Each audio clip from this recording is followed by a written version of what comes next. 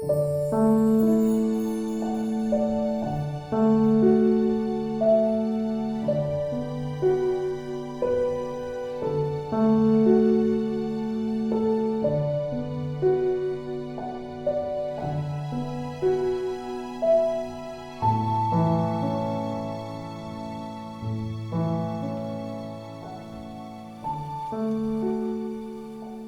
grace. God's grace truly is amazing. I have 4 stories to share with you about that amazing grace. Stories of brokenness, stories of pain, stories of struggle, and stories of people who overcame that struggle. A story is powerful. It has the ability to take place in our memory and stay there. Jesus used stories. They called them parables to illustrate a message that he wanted to get across. We're going to start with my story, and then we'll go into 3 other stories. All of them powerful, all of them unique, all of them a real person with a real story to share. As you see the pain and the suffering they've gone through, know that they've come through it, and so can you.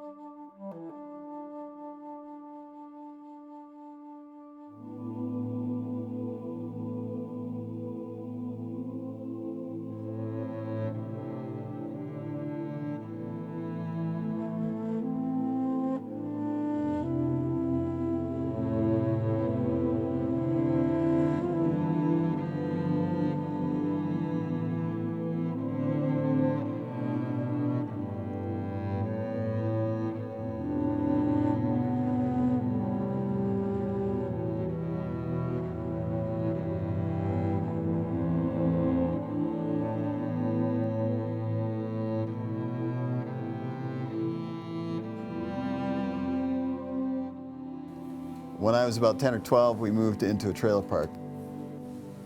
And I was still kind of a good kid. All of my friends and neighbors used drugs and drank and did a lot of things that I didn't think were right. But soon I started doing what they did. Right up here around the corner is my former drug dealer. From the time I was 12, if we could gather up the money, he'd run to the liquor store for a couple bucks and get us some liquor. Then he began to sell us marijuana and mescaline and cocaine and whatever else we wanted. Well, this is where I grew up. It was hard to find because everything's changed a little bit. We had a trailer that sat here. I found it by those trees my mother planted. I remember those out the back door. I didn't realize how small my little place we lived in was. I took care of a man who lived in here. He was a police officer who was shot and was paralyzed. I used to come over and vacuum his floor and make him some tea and make his dinner, and his wife was never home. And I used to steal money from him. I'd write checks out of his checkbook and steal his prescription drugs and get high on them. And he knew I was doing it, but he didn't care because I was the only one who came over. Spent a lot of years wishing to die when I was here. When I stand here, I think about the fact that our life was so crazy and chaotic, and my mother would scream and throw me around the house. And thinking about the neighbors, I remember saying, why isn't someone helping me? You're right next door, everyone can hear this, the whole neighborhood hears this going on. And it was just a sad little place to live.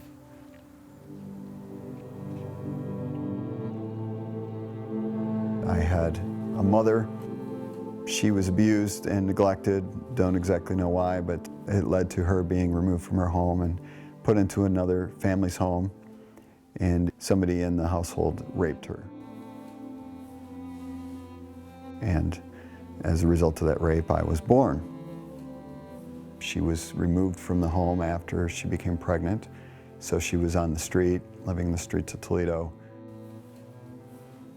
With that, she took her abuse and her anger out on me. She kind of modeled what she had learned with her family. So I grew up as early as I can remember knowing that I was the result of a rape. She began to tell me I was ugly, I was stupid, and said very cruel, very mean things.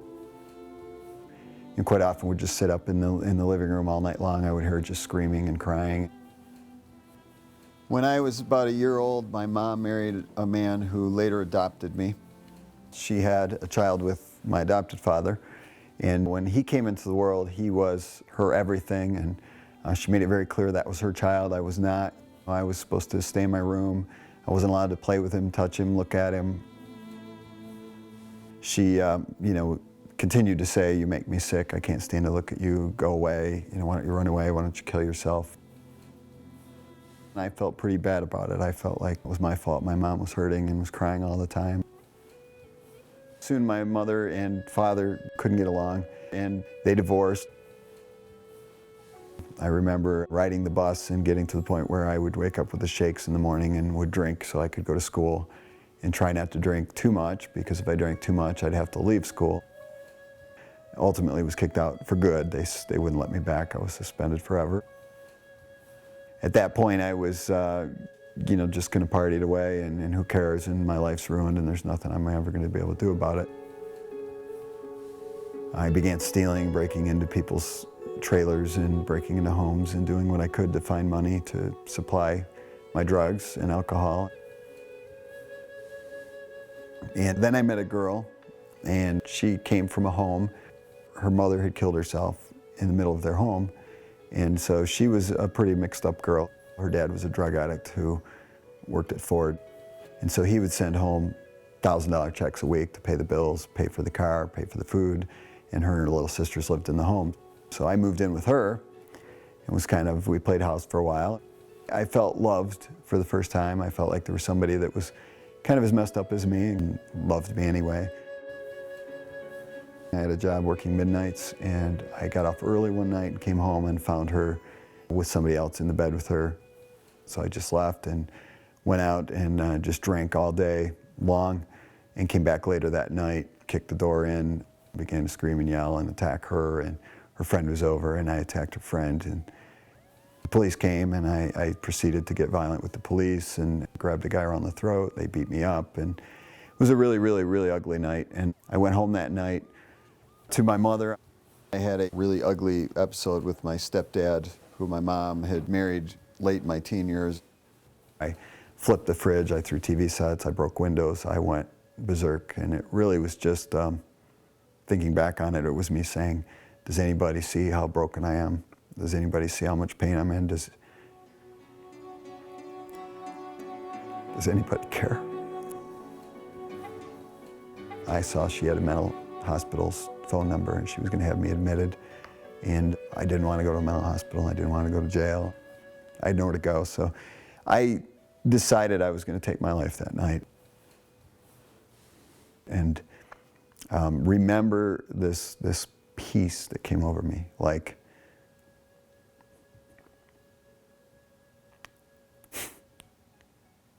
I'm not going to hurt anymore. I'm not going to have any more pain. Nobody can hurt me. No, I can't hurt anyone else. And I felt so relieved and so overjoyed that I had control, that I could end it, that, everyone would be better without me. My family would stop hurting. There was no one going to miss me. I had guns, but my mother had taken the ammunition. I left to go get the ammunition, and I went up my stairs and got to my door, and as I approached my door, there was a man walking up to my door. He was a pastor who was just going door to door, trying to build his church and his youth group. So as I ran into him, I really sat there going, is this God? Is this coincidence? Did this guy just show up out of nowhere? Who called him? Who told him to come here? And but something in me said, maybe, just maybe, God was saying, I'm here, and I know you're hurting, and I do care, and you're not alone. So I invited him in and took the chance to just kind of let him talk to me, and maybe he's got something I haven't heard before, is kind of what I thought. I thought I have nothing to lose. If this goes bad, if this turns out to be a joke, if this is meaningless and fake, I reserved the right to go back to my other plan. He began to talk to me about God. I didn't know who God was. To me, if God was a man, I didn't know any good men to model after. And he began to open the Bible and talk to me about God and began to tell me that there's a God that loves me. And so we prayed together, and he spent the entire day helping me understand the significance of what had happened, and that I truly was, forgiven of all the horrible, terrible, bad things I had done. Some people in our church said, well, you can come clean stalls at our horse farm and we'll pay you some money. And one of the things that happened is I was there a lot of quiet time to think about me and my life, and I was just piling the manure in the wheelbarrow or whatever, and I felt very strongly that God was saying to me I needed to take some steps beyond the fact that he forgave me to make amends and make it right. An opportunity presented itself that very night. I went home, and a friend had been questioned over some crimes that I had committed. So I went to the state police and said, I'm here to turn myself in. Didn't want to do it, was very afraid of it, but felt so clearly that God said to do this, that it was the right thing to do, and that I had done wrong, and in man's eyes I needed to pay some consequence for that. They videotaped me and they audiotaped me and they took notes and they took me from home to home where I had stolen things. As I did, the charges continued to grow. I went through this whole process of faith and fear. God asked me to do this. He's not going to destroy me, but I might be going in a really crazy direction here soon. As the court date approached, I went in really anticipating prison time. The prosecutor's recommendation was that I would spend 12 years in prison. And I went into court and watched grown men with families that did far less than me go to jail. And so I pretty much decided in my heart, I'm going to start a prison ministry today. My attorney messed up everything, and everything he tried, he did wrong. He got scolded by the judge, and so it didn't look good. And the judge asked me to speak, and I said I turned myself in because I did wrong, and I deserve whatever punishment you bring. You're the judge. I trust your wisdom and direction. I do want to say that I am a new creation today. I am a new person. I've asked Christ into my heart. He's forgiven my sins. He's given me a new life. He's washed me white as snow, and I'm going to tell the world who he is and what he's done for me. And if you leave me on the streets, I can promise you I will be on the streets telling everyone I can find. And if you put me behind bars, I'm going to tell them how much God loves them and that their life can be different, even there. I remember it like it was the first time really telling a whole group of people, about my faith and being so scared. And the lady typing it is almost like she stopped and looked at me, and I just felt like everyone was just staring at me, and the judge kind of rubbed his chin, and he says, no, I don't think you deserve to be to prison. He says, I'm going to go a different route. And he gave me 5 years probation, and he did convict me of one felony. I didn't understand the significance of that until later. I was released to go home and go to probation once a month.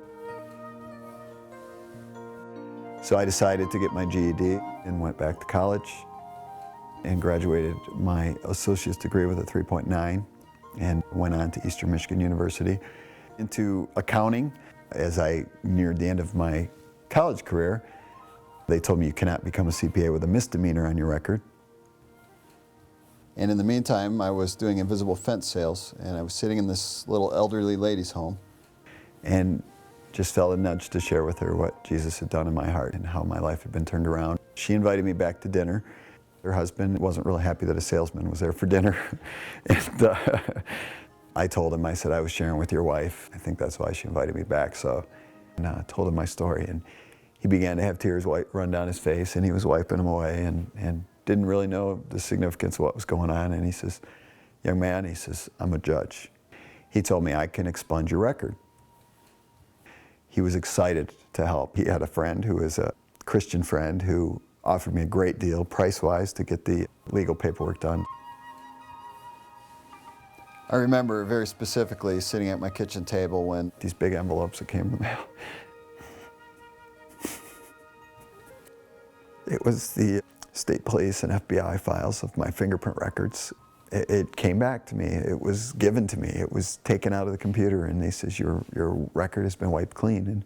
And I literally just fell on my face and worshiped God.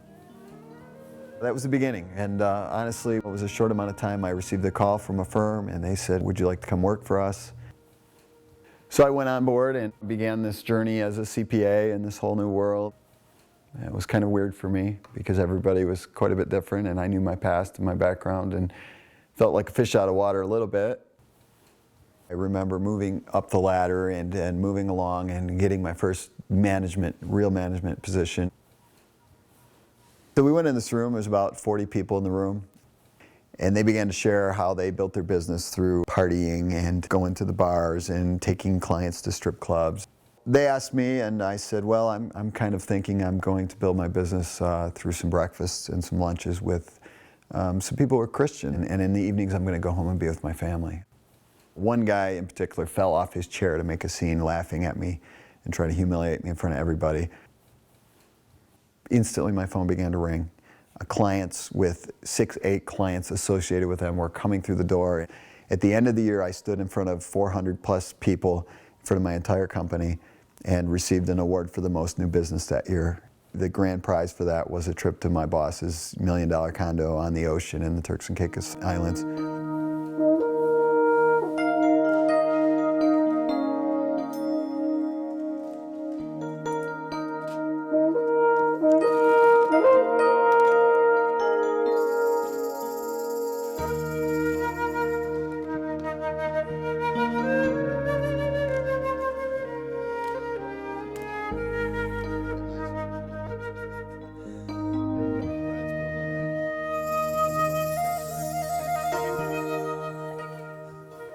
The senior pastor at the church I was attending came to me and offered me a position to work at the church. I said, well, this is a big step for me. God's got to lay it on my heart. So he didn't tell anyone at the church. Only him and I knew. In my heart, I knew it was what I wanted to do. This was a considerable step back in pay and in future pay. And it was a family decision that I really had to wrestle with. And one of the first things that happened is I called a friend who was my hunting buddy, who isn't a Christian and isn't a churchy. He's a man who says he doesn't believe in dreams. He's never really dreamt. And in the last 2 weeks, he's had 2 dreams that he was sitting in a church. And I was the pastor. So it was very clear to him and I that this was God truly trying to say something. And even with that, I was still a little hesitant and afraid. The next thing that happened was that I had a call from a man I had helped. And he called me and he says, Tim, I just want you to know I was at this men's conference all weekend long. And he said the clearest thing I'd ever heard in my life was that to call you and tell you if you get a call to ministry that you need to take it. I decided then, if I need to do this, this is God's will for my life. And so I came on board as the youth and family pastor. I remember sitting at my desk and going, okay, what's going to happen? And my phone rang, and it was somebody who had called and heard I was a drug addict who had turned my life around. And he said, I need to talk to someone. I'm hurting. I'm really bad. And I sat down and prayed with this man and led him to Christ and got him into a Christ-centered program, and he began to grow. And that was my first day, literally, in my office. And it's been an overwhelming, unbelievable journey ever since. My Mondays, I do a Celebrate Recovery program for drug addicts and sexually abused and physically abused and emotionally scarred. People that are just at that point of brokenness and no hope. And then on Wednesday nights, I have high schoolers and, again, a whole group of lost people, really trying to get answers and looking for hope and looking for direction. That was the age when I started to really fall apart and when God came and rescued me. So those are 2 areas I'm very passionate about and care very much about. And to know, beyond a shadow of a doubt, what I have to offer is the answer. To just have the ability to bring that as a career, if you can call it that, and it's overwhelming.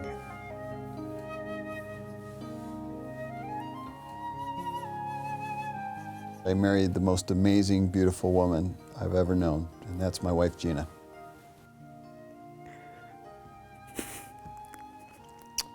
And I have an 8-year-old son, Devin. I have a 6-year-old daughter, Livia, and I have a 4-year-old, Caden. Our house is full of joy and peace. They're the joy of my life. It's amazing. I never thought I could be a parent. I never thought I could have a happy home. My mother and I have restored our relationship. My mother has since come to the Lord. She is the most amazing grandmother you could ever ask for. The point that we really reconciled was a point when I had to forgive. We can talk today openly about the fact that there was abuse and there were things that were wrong, and we can laugh. We're okay with the past being the past, and we both healed and moved on. It's kind of awesome, but our whole family's been blessed and restored and really living a great, wonderful, productive, healthy life together.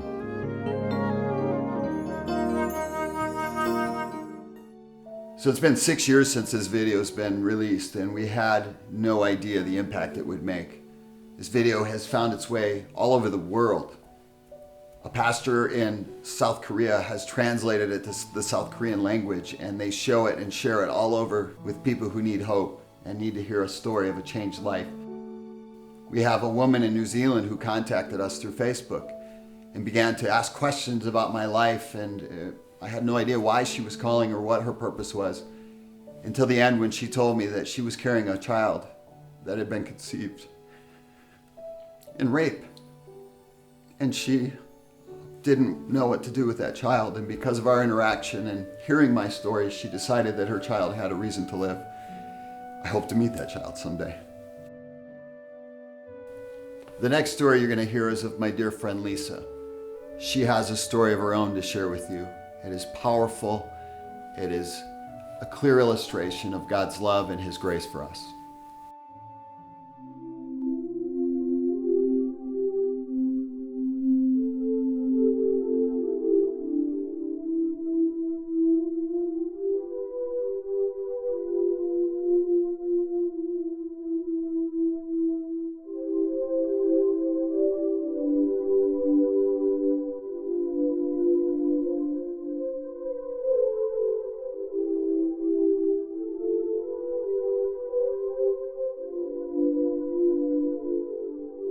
I was born in Golden, Colorado.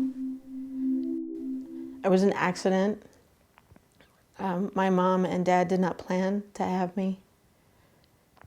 My father at the time was paralyzed from the neck down, and my mom had 3 growing boys.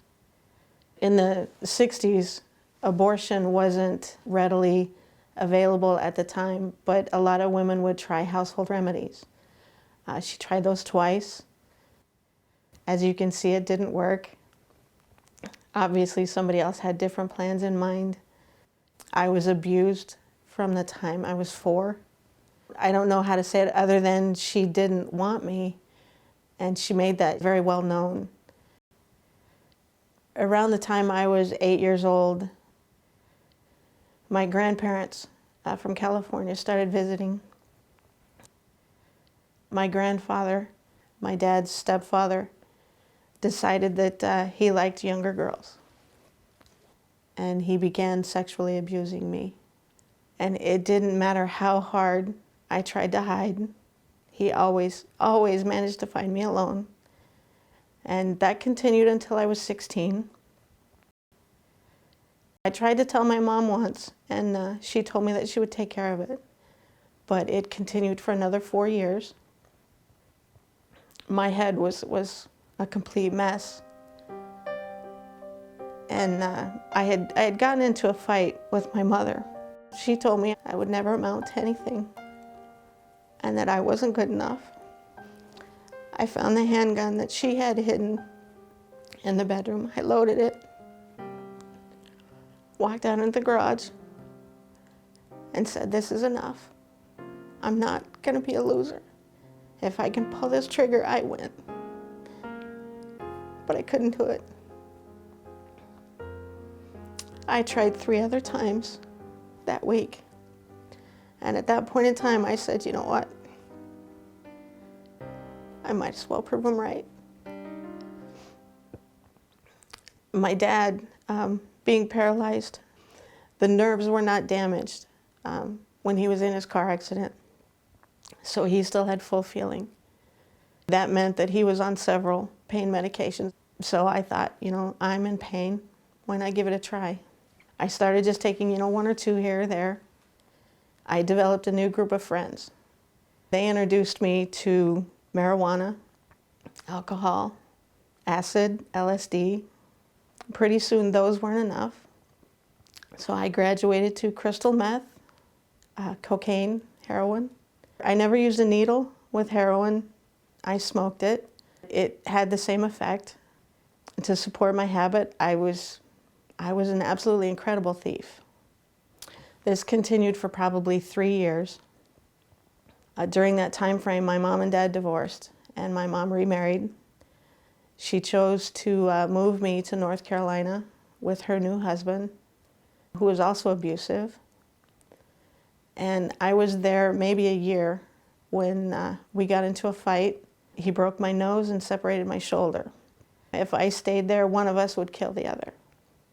So I started calling my grandmother, my mom's mom, to see if I could come live with her. She did her best to nurse me back to health. The physical part of that was easy, but she wanted more for me. She wanted to introduce me to God. I wasn't interested, but she wouldn't stop. Up to this point, I didn't know who he was. I didn't know, that there was anything else out there. And if there was, how could he let me go through that? When my father died a month before my 18th birthday, she knew at that point in time that I was in trouble. My drug usage was out of control. I had no interest in going to college, no money if I wanted to. She knew that she had to do something drastic. And she said, you have two options. You can join the military, or you can go to church with me. I decided to join the Air Force. I was so angry that, that she made me make this choice, that I was bound and determined I wasn't going to fail. The military's pretty simple, no drugs.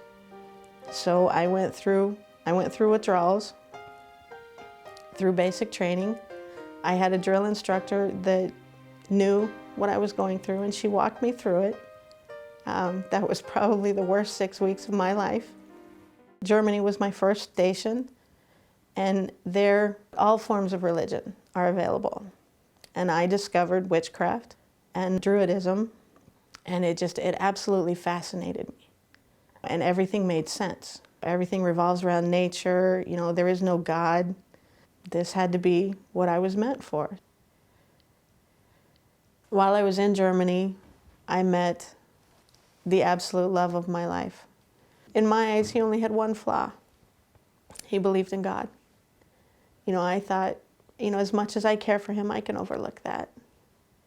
He started out as my card-playing partner, became my best friend, and on January 29th, 1991, he gave me the pleasure of becoming my husband.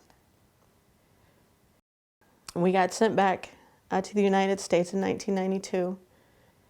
My grandmother, she couldn't call when we were overseas because it was too expensive. But now that I was closer, she could call long distance. And God was always the topic. So I thought, okay, all right, Grandma, I'll give it a try.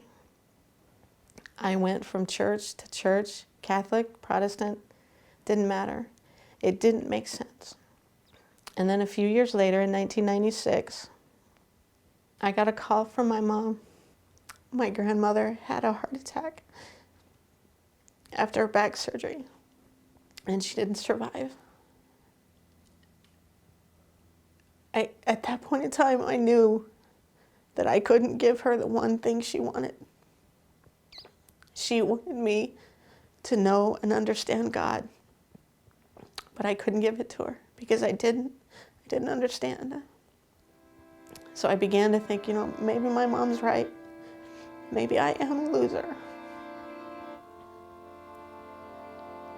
A few years later, my husband and I moved back to Colorado. And my Aunt Peggy was sitting there one night, and it was a Saturday night. She said, why don't you go to church with us? I didn't want to go, but, why not? And this man, Peter Hyatt, he stepped up to the microphone, and he was talking about our inability to buy God's love. I can't even really explain it. It just hit me. God is real. He does exist. This is where I belong. I finally found a place that makes sense. After my husband's grandfather passed away, he decided he wanted to move home. We had spent 10 years with my family, and it was his turn. So in 2007, we came to Brighton. Now, Bob's family goes to the Brighton Nazarene Church. So I thought, okay. Pastor Ben Walls steps up. He's got a completely different preaching style than Peter Hyatt, but he made sense, and he was honest. I didn't realize that I was still broken inside, that there was still something missing.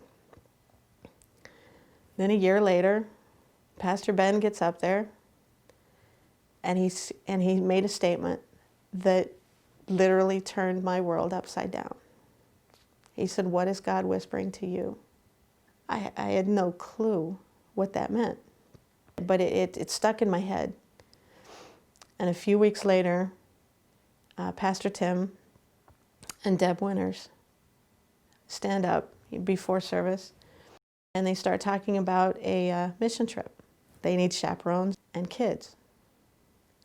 I can't even tell you what Pastor Ben preached that day, because in the back of my head, all I could hear was, "You're going to go, right?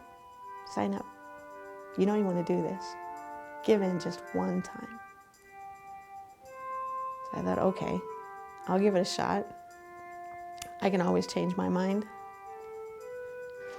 And then I get a call, do I still want to go? The yes came out before I even knew what was happening.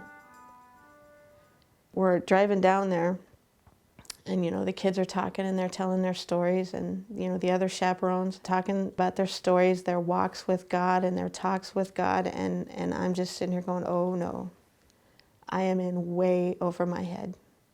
God's whispered to me once. I'm just going to hold him back. I'm going to stand on the sidelines and just, stand in the back. Needless to say, God had other plans. He pushed me in ways that I've never been pushed. Pastor Tim had a very simple rule. The kids don't do anything that a chaperone won't. So if I was going to expect them to knock on a door, I had to knock on a door myself. If I wanted them to talk to somebody who was dying, then I had to do it. Before I knew it, I'm talking to people about God. I'm not ashamed of it. And then the last day, I was sitting at the table waiting. There was this loud voice in the back of my head. I've never heard anything like it before. And all he said was, "This is what you're missing." And you could see it. It was just, this veil just dropped in front of me. And I could see all these kids that I had gotten to know and love over the last week. They were hugging, and they were talking about God. But once again, I was on the sidelines. God asked me, he said, "Do you want to be a part of this?" I said, "Absolutely." Well, what do I have to do? So you have to give me something. Okay, what? Everything. How do I do that? Well, as it turns out, Deb had gotten some information from some people there on the steps to forgiveness. I'm sitting there looking at these lists of, things that you have to forgive, and how can I expect God to forgive me for all of this? I haven't lived the best life. Not only that, but how am I supposed to forgive all these people that have done all of these things to me? Then up steps Deb. I absolutely love her. She talked with me. She prayed with me. She literally walked me through this. But more than anything, she never let me give up. She never let me give in. Before I knew it, I was able to let all of it go. I knew that I could let it go, that I can be forgiven. That was probably the most amazing day of my life, followed very closely by being baptized by Pastor Tim on October 8th. That's the one day that I can say,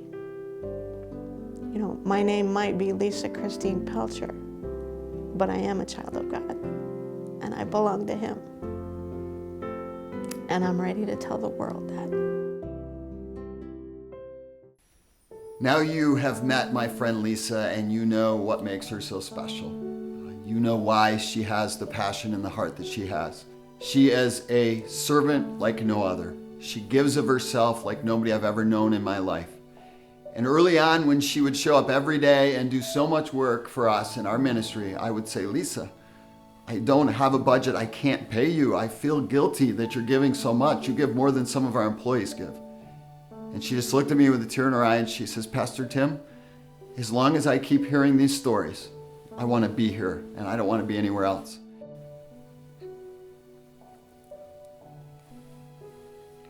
Her payment, her reason for giving so much was to hear the stories, to hear what God was doing, to be a part of that. And it reminded me the power of a story and how much impact it has to share those stories with the world. The next story you're going to hear is of my friend Don.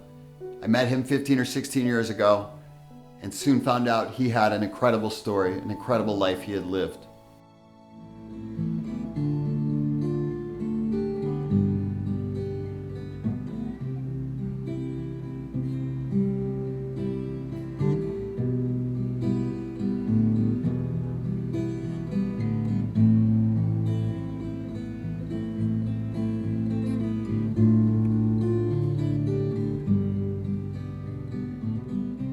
I started out growing up in Detroit, and by the age of about 5, my family moved to Livonia, and we're pretty much a middle-class family. My father was an accountant at the time, and my mother a typical housewife. As I grew up, there was a lot of tension in the home. My mother and father seemed like they did a lot of fighting. I can remember my older brother and older sister, the three of us, before the others were born, and being in a corner of a bedroom just crying together because mom and dad were out fighting in the other room. Later found out my father was an alcoholic, and that was a lot of the reason I think that there was a lot of tension. I can remember my father getting in many accidents. I can remember a camping trip getting canceled because he hit a tree. I was really looking forward to a nice fishing trip, and I can remember being pretty upset about that. I can remember him being without cars and without his license. He was having an affair with another woman. It wasn't too long after that that I found out that my mom and dad were getting a divorce. I was just a kid growing up, and a lot of it I wasn't really paying much attention to until the day my mother had her stuff packed up and drove away. She moved back to Detroit where her mother lived, my grandmother. My oldest sister was basically put in charge of taking care of us. It was a heavy load put on her because my dad, he'd hardly ever be there. He was either at work, at his girlfriend's house. He'd come home in the morning, clean up, and go back to work. We basically fended for ourselves. I learned how to wash clothes at an early age in junior high school. When I think about it, 7th grade or so is pretty early to be in charge of getting your own laundry so that you can have something to wear to school. My mother was in and out of mental hospitals. I can remember visiting one time at Grandma's, and it was a dark, dungy room. She had a real low light on, sitting at the kitchen table drinking coffee and smoking the cigarettes and really just staring into space. By the time I got into junior high school, I discovered alcohol. The first time I got drunk, we were drinking beer through straws and running from one end of the basement to the other against a paneled wall and crashing into it and dropping. I was a very quiet, reserved type of young boy. But I found that this alcohol could help me talk to girls, talk to other people. I was happy when I drank. I was always into sports. I was in Little League football, basketball, baseball. I was a springboard diver in high school.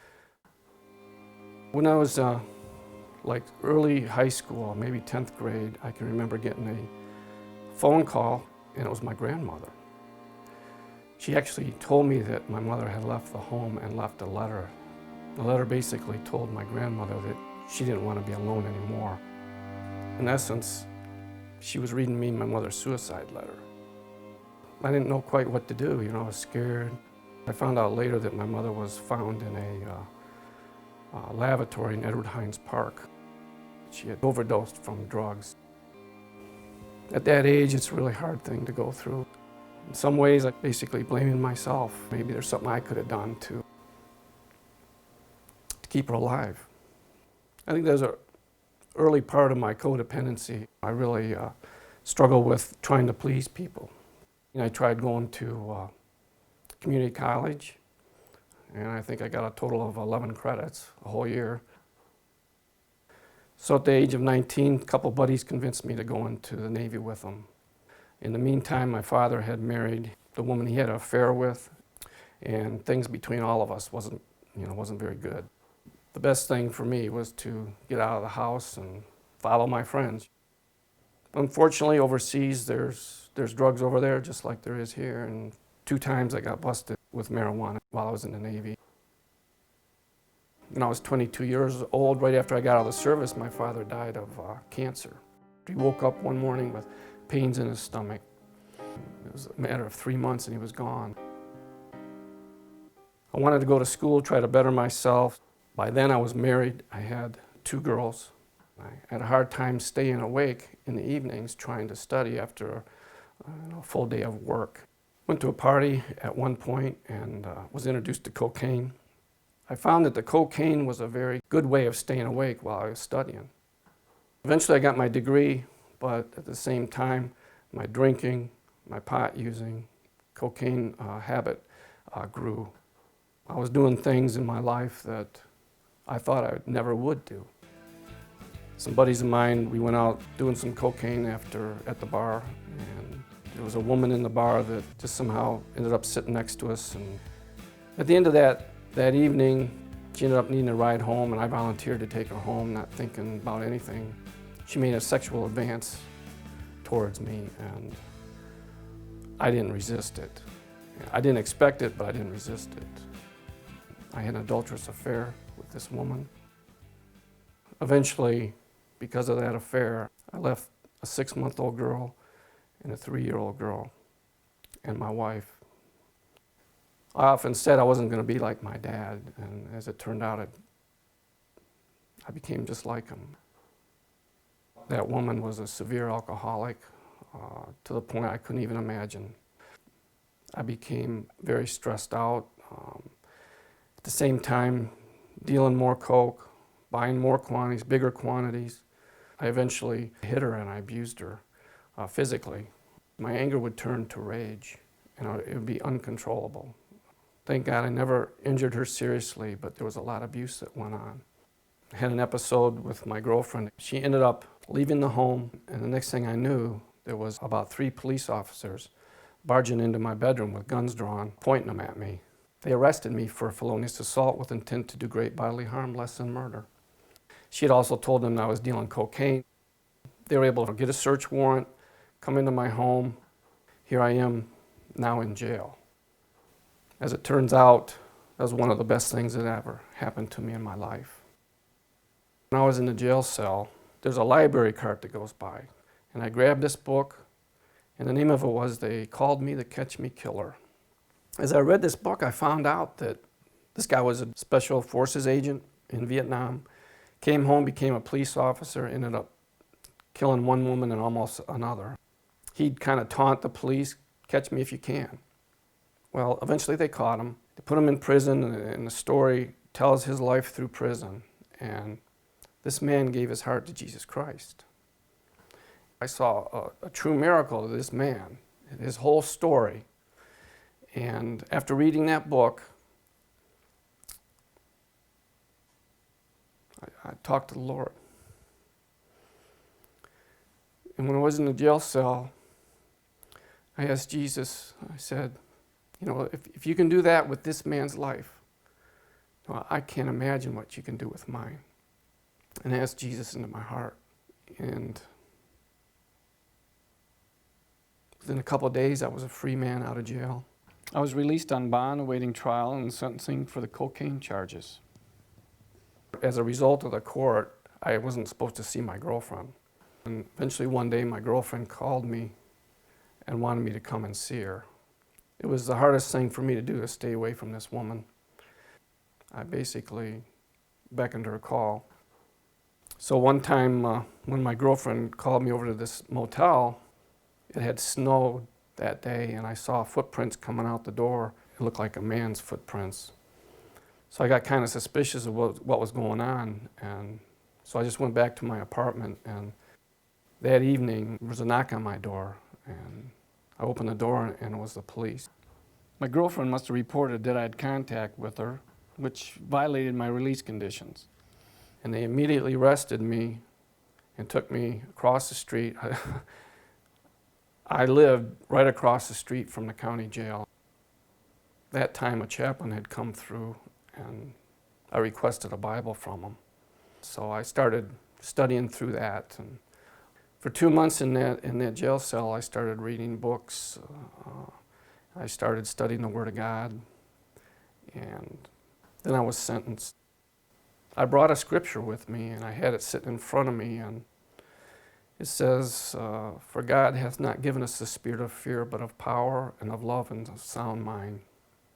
Because I was very, very scared. Of course, I mentioned the word God as I testified to the judge, and I felt that my God was with me and that He would help me through this. And He kind of mocked God, I remember, and sentenced me to 1.5 years in prison. I was pretty scared because there you're in the entire population, whether it be serious criminals or people that are in prison for alcohol, for drunk driving. I was one of the fortunate ones, and I got put onto a work crew that was right there in Jackson. I went through a couple incidents where I felt like my life was in danger. I was punched in the face one time for just talking on the phone. I turned around and I told him, "God bless you, God save your soul." And he turned right around and walked away. And the next day, one of the guys that was in his room with him was on my work crew, and he said, "I don't know what you did to that man, Don, but he grabbed a Bible and he's studying it." And it wasn't more than a couple of days after that, the man came to me and asked me if I could show him what part of the Bible should I study and how should I study it. Something changed him as a result of that incident. So, getting punched in the face can be a blessing. I went through prison 1.5 years and went back into life. Started going to AA, I was going to NA. I got a job and had to start almost all over again. And I've worked my way back up into a supervisory position. I found a church called Brighton Nazarene Church. With Celebrate Recovery, I'm a table leader, and I work with other people trying to just hear their story and give them encouragement. This is the least I can do, is to help others. In my heart, I can feel and I know what others go through. One of the things I always share with people is the hope that I have today. When I think of Jesus Christ in my life and what He's done for me, the big word for me is hope. Right now, my life's doing pretty good as a result of the changes I've made in my life. And I don't know how it can get any better. I found the Lord found me a wonderful wife. Her name is Linda, and she had 3 boys and I had the 2 girls. I look at today and I think of the many blessings and how things really are, and the whole scope of things, and how me being sentenced to 1.5 years of prison really saved my life and changed my life. Because I was in that jail cell, I picked up that book. I might never have ever picked up a book like that. And I never thought I could enjoy life the way I enjoy it. Before I had to have a drink to enjoy it. I had to have a line of Coke. I had to have smoke a joint. And today I enjoy life in a whole new way. And it's all because of Jesus. Oftentimes I ask, why do I deserve this? After everything that I've done in my life. That's really my story.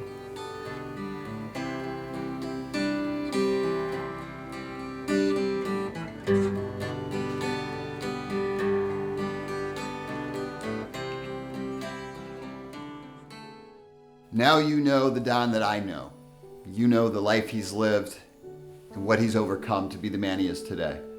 He's one of the greatest facilitators we have at our Celebrate Recovery Ministry. He also is heavily involved in the Alcoholics for Christ ministry. But Don is using his story to give back and to help others change their life. Don has taught Sunday school for as long as I've known him. He sat with little children just with a goal of changing their lives and giving them hope and giving them a foundation so they don't take the same road he's taken. The next story we're going to see is of Crystal. Crystal is a friend of mine, but she's also my pastor's daughter. And even pastors' daughters have a story to share.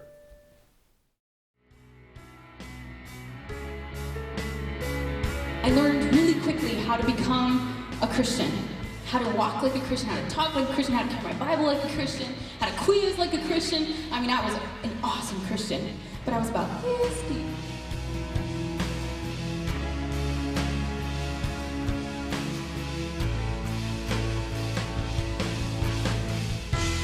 I grew up in Michigan, and my dad was a pastor. I think I learned really quickly how I was supposed to act. My brother is 4 years younger than me.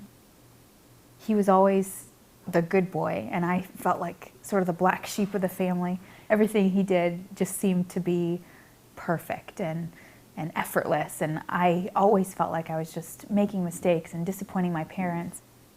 I know that's not the reality of the situation, and that's not how it was, but that's definitely how it felt. I was really close with my dad and my mom both, but my dad in particular, I saw him as this bigger than life, amazing man that also put a lot of pressure on me because I felt like any mistake I made would disappoint him. I had actually become really good at lying from first grade really all the way through my first year in college. I started going to therapy when I was in second grade. The therapist was trying to get the truth out of me, and I was there because I was a pathological liar. So I went through 9 different therapists in a matter of 10 years. As I got into high school, I really started to lose sense of what was really who I was and what was really the act that I was portraying to everyone else. At school, I was one person. At church, I was very much that perfect Christian girl. At home, I think I was just a mess. I graduated under this view of this perfect person. As I went into college, I went to Western Michigan University. I thought very much that I could sustain that I could continue to be that person that I was. Within my first year, my first freshman year, I mean, I had become like a Tuesday through Sunday alcoholic. I was drinking all the time, and I was going to a state school, so it was really easy to do that. And just through that, I had done some things that I was sure God could never forgive me of. I had done some things with boys that I couldn't take back, and I just felt worthless. I felt like everything that I had learned all the way up to that point in my life, I had just thrown out the window. I had turned from God and chosen to walk away. And I didn't know how to get back, to be honest. Afraid she's gone too far away, too far.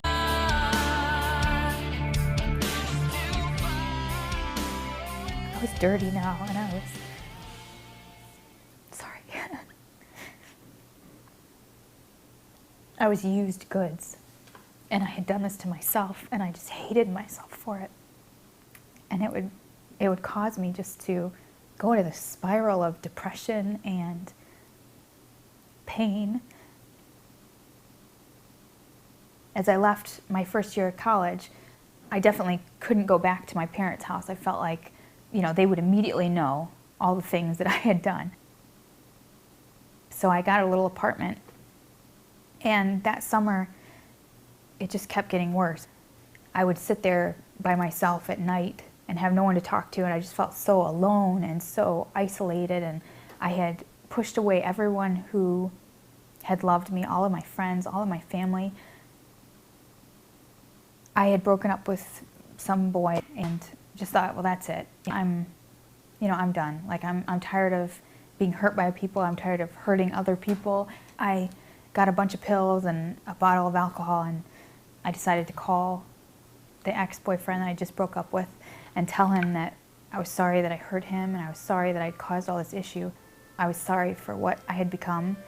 When I hung up the phone from him, I took the pills and I swallowed down a whole fifth of vodka, and I just kind of curled up. And I just laid there in my apartment by myself, and I waited to die. And I just begged to die. I wanted it to be over.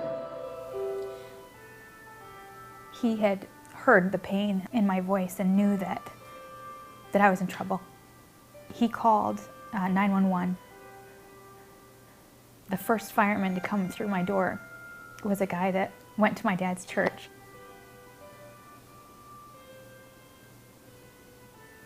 And the first feeling I felt was just shame again, like, how could this be happening? Of all times, in my deepest, darkest hole, in comes this person that is just gonna judge me and hate me and tell my dad and tell everyone else, And he came over and he just grabbed me in his arms and told me that it was gonna be okay and that, he loved me and he was praying for me. And he got me into the ambulance, and when we got to the hospital, I begged him, please don't call my dad, please don't call my dad. And he promised he wouldn't, but he said he needed to call someone.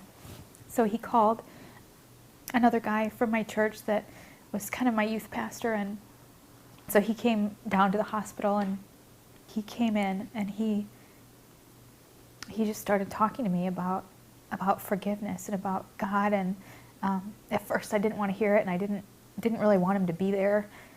But the more he talked, the more I just felt like there was no reason not to at least try to ask God for forgiveness. I mean, the worst that could happen is he would just say, no, you're too far gone. He prayed with me, and I asked God to forgive me, kind of half-heartedly, honestly, because I didn't think it was possible, but I was doing it more because he asked me to. And when he left, I kind of said another prayer more from my heart and just said, God, if all the things that I learned growing up as a kid are true, and you're really there and you really love me, I need you. I have nothing left. I've tried so many different things to make people love me and to be who I think I'm supposed to be, and it's just not good enough, and I don't know what else to do. I slowly began the process with God of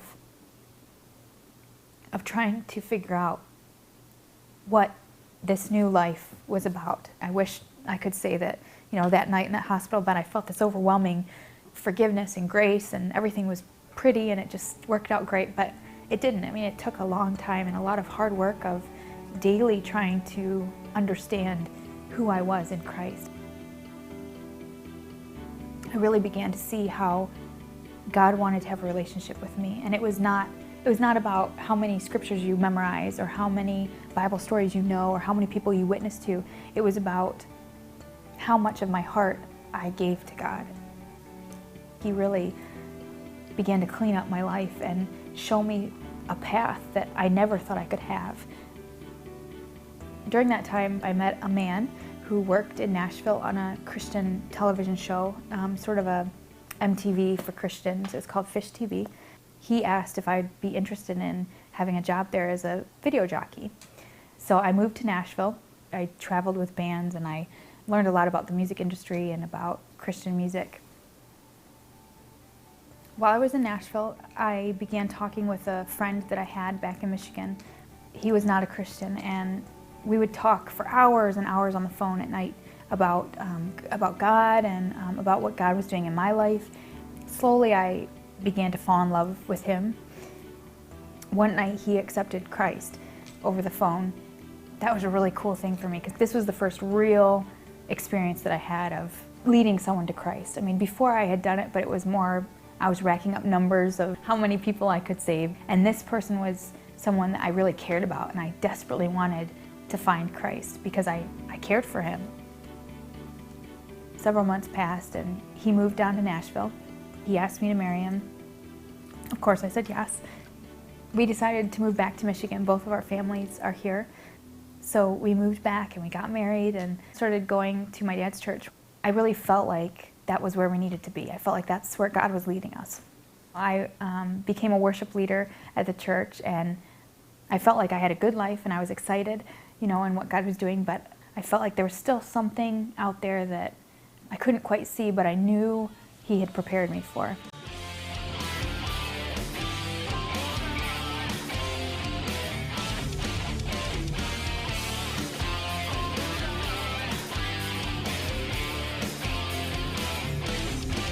I was talking with a guitar player that's on the worship team with me, and he was in a Christian band. They were looking for a new singer. And he said, well, why don't you just come out and audition and we'll see where it goes. There was several different auditions that I went through, and they chose me to be the new lead singer. The first concert we did, Jason asked me to share a little bit of my story. As we got into the concert and we got to the spot where I was supposed to talk, I opened my mouth to speak, and my whole life story just started flowing out of me, and I was not planning to share all of that information, but I started talking about the depression and the attempted suicide and the things that I had felt growing up, and I shared the hope that I felt now and how I saw that God could restore that brokenness. Afterwards, a mother came up to me.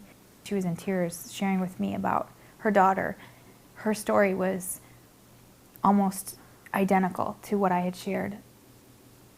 I wrote a song called Hold On, and it was really for her. I mean, it was sort of for me, the me that was going through that at the time. It just talks about the fact that there was a hope, that the end didn't need to be suicide. It didn't need to end that way. And that if she could just hold on for a little bit longer, she could see God is just waiting for that one moment where you can release that cry for help. And it doesn't have to be even physical words, but just in your spirit to just say, God, I need you. I don't want to be where I'm at. Then that's the first step. One of the first few shows that I did with Messenger, I had a flood of 12 different teenage girls come to me in tears. They were just so moved to see that I had been where they were. And as I went home that night, I just felt overwhelmed with the blessing that God could bring me to a spot in my life where not only could I feel whole, but I could help someone else feel that. And that all the things that I had been through and all the pain and the heartache and the brokenness that I had gone through could help someone else in their life.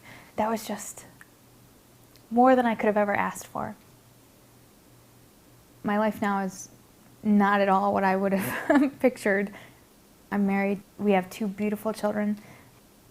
As much as I went through and as much as I felt so far away from God, to now look back and see God's hand in all of that, His love in that, is just so awesome. When I share my story and I'm able to share the hope of Jesus Christ. And so I kind of found my place.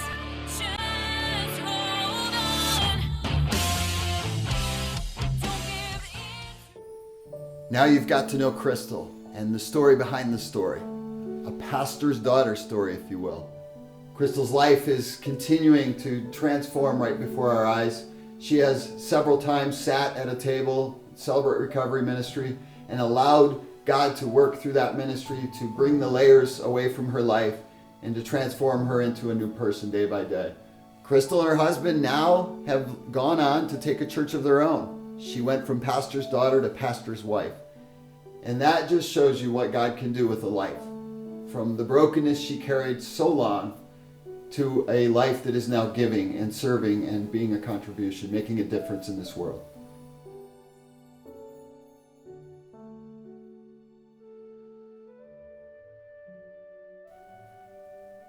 So 6 or 7 years ago, I sat in this very chair and answered some questions about my life for a video that I assumed was going to be shown in a community college classroom. And really, the video itself transformed my life.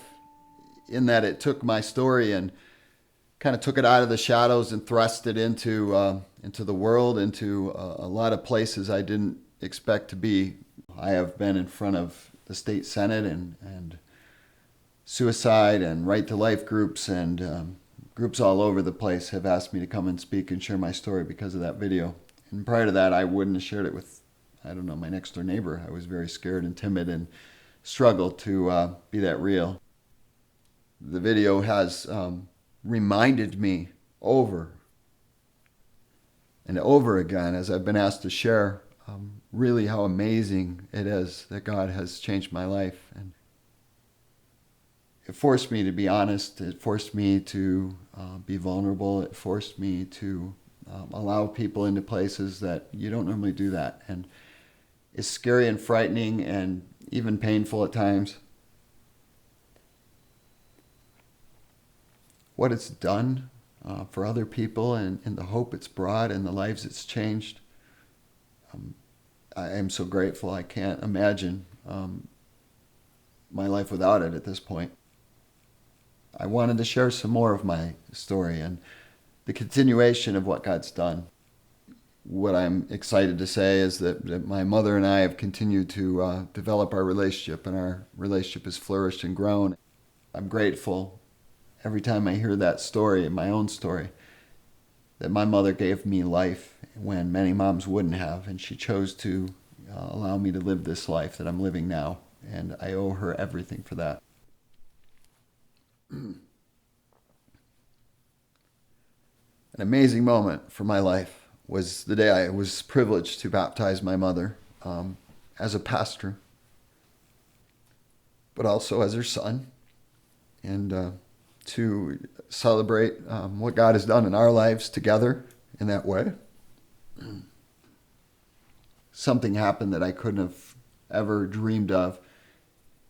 And it was that I was introduced to my biological father and his family. He was in a hospital bed with a brain hemorrhage and was facing the end of his life. I realized when I met him that there was a longing, and I did have a lot of pain and mixed emotions that, that was the father I didn't have, and that was the man I wished I'd had. I sat at his bed and shared my story, and I had the privilege of encouraging him to take God's hand as he left this life. And as I left, the wife came down the hallway and got a hold of me, and she asked me if I would be willing to perform a funeral service for him. And a few days later, they had taken him off life support, and he had passed, and I had the most amazing privilege of my life to stand beside somebody that I once hated, somebody I once blamed and was very angry and bitter, but to stand there and share that day with them, and to be given the opportunity to be a son for a day like that, and was just a privilege I couldn't have.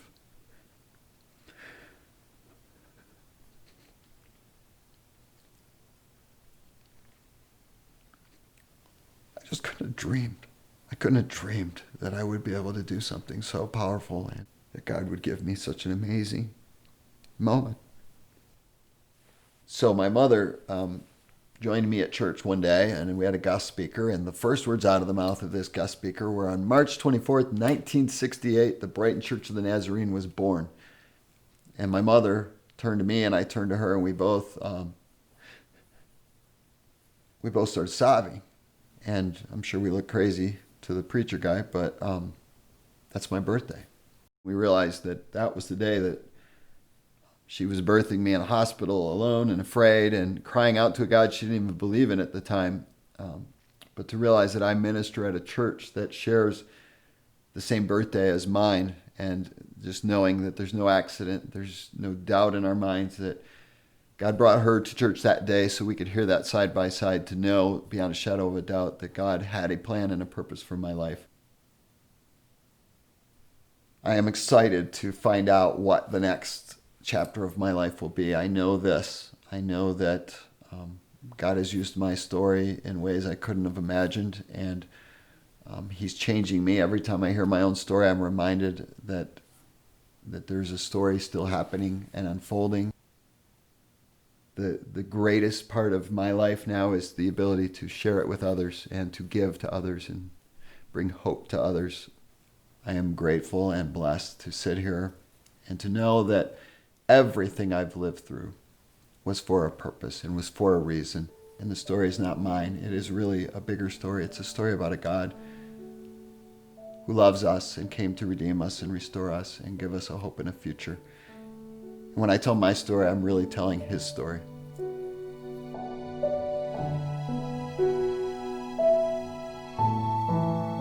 As we finish today, I want to ask you a question. What is your story? Is your story like ours? Maybe it's much cleaner, much prettier. I hope that it is. But I know that every one of us have lived through pain and disappointment, and we carry with us a lot of baggage. It's up to you how the rest of that story will end. I pray that you would step out of any pain, any suffering, any struggle that you carry, and that you would go seek freedom. I pray that you would find a church, a good Bible-believing church that you can call family. That you would find a group, a good support group such as Celebrate Recovery, where you can be healed, you can be honest, you can be real with others and find hope for your life. I'd like to end our time together today with a quick prayer.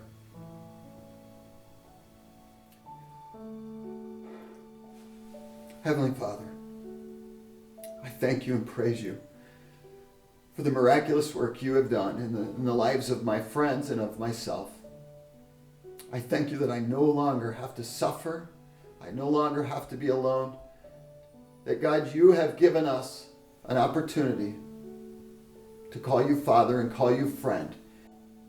And God, I know there's those that have just watched this that are stirred, that are identifying with parts of these stories, that are hurting, that are broken, that need you to touch their life in a very real way right now, God. I pray that this wouldn't just be a story of somebody else, but God, there would be new stories that begin right now, this moment as we pray.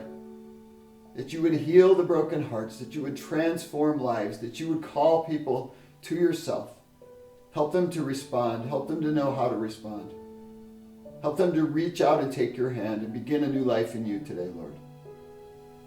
Pray these things in Jesus' name. Amen.